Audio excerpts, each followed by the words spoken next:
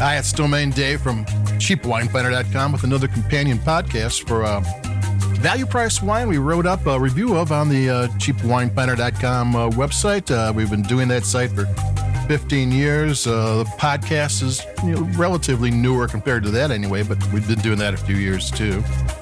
And we write about usually under $20 wines. Come December, November, we might go a little above that, but right now we've got a wine that sells for $12.98. And it is the Trader Joe's Grand Reserve Russian River Valley Chardonnay 2021. Russian River Valley is runs north-south. It didn't always. Way back when, a earthquake made it change it from going east-west to north and south. And it runs along the California coast, but there is a AVA even closer. The Sonoma coast is a mountain valley AVA that runs all the way up to Mendocino. And so there's two coastal AVAs in California. And both of them do Chardonnay and Pinot Noir very well. And so that's what we have here. I don't know where in the Russian River. It runs all the way, actually it runs even through Mendocino. So it is a large, lengthy river valley. But the weird thing about it, and I'm going to grab the bottle because I want to read the name of it off the back. It says the wine was vinted and bottled by Ariel Wines, Oakville, California. Oakville is one of the AVAs inside Napa. Ariel Wines is a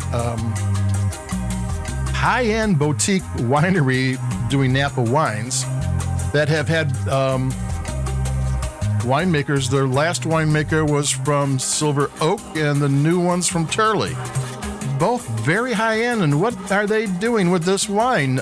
Though vinted and bottled only means they basically bottled it.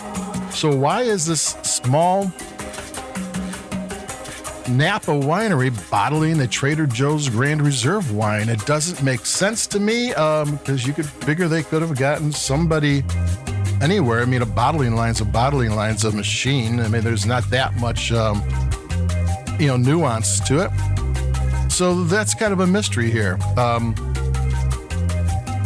Because there is a very boutique high-end winery that has something to do with it, and it doesn't make sense that it's there.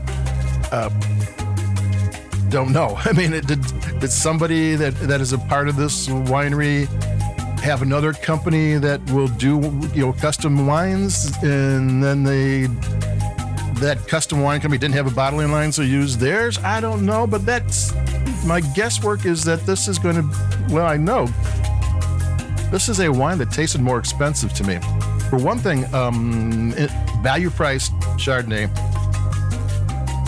tends to be bright and juicy. And this one's more dark and broody. I mean, it's kind of subtle, it's kind of reserved, it's got great taste. I'm going to take a sip.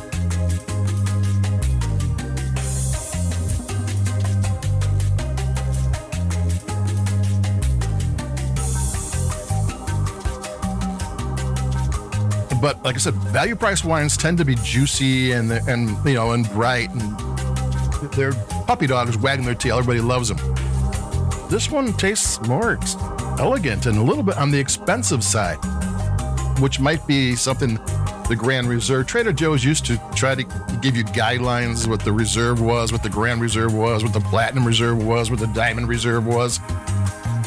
But this might be a Chardonnay that at some point, it's $12.99. Was selling in the 20s, maybe lower 20s, around 20, if it was with a different label.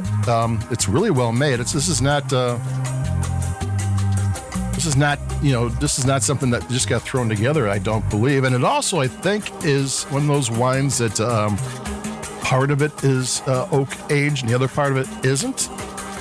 And maybe part of it has malolactic and the other part doesn't. Malolactic fermentation changes the acid that's naturally within the grape to a rounded lactic is like lactose from the tart citrus. There seems to be like a couple different things happening. And that's not what normally happens with a really inexpensive wine. They tend not to do a lot of fancy things. They try to do tried and true good things, but tried and true things, and not to get too carried away. Because they got to come in for a price and they want it to be good. And when you get fancy, you never know because there's a lot of blending involved. But take another sip because this is a tasty wine.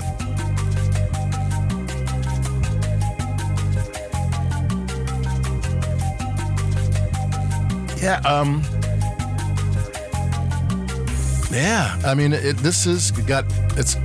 if you don't like buttery Chardonnay, this is not buttery. There's some vanilla here. They said brioche. I didn't really get the brioche on it. The back label mentioned brioche and lemon. Did get some lemon.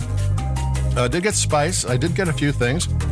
I did get nectarine. I did get some maybe orange blossom honey. There's some nice flavors in here, but it's subtle. The flavors are really nice. They're not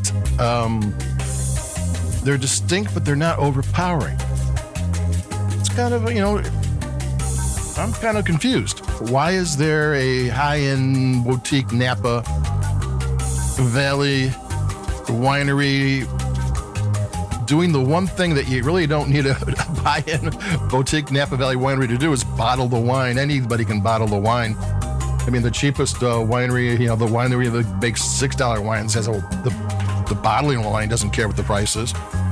So this is kind of an interesting wine for me. The one that I actually really liked. I didn't know what to expect. I've lately been liking the Santa Barbara Chardonnays and maybe the Central Coast Chardonnays over the Russian River, but this one is a favorite of mine. It's a new favorite. So there you go. I'm going to take one last sip and we'll wrap it up. Yeah, $12.99. It's really good Chardonnay. It's the Trader Joe's Grand Reserve Russian River Chardonnay 2021.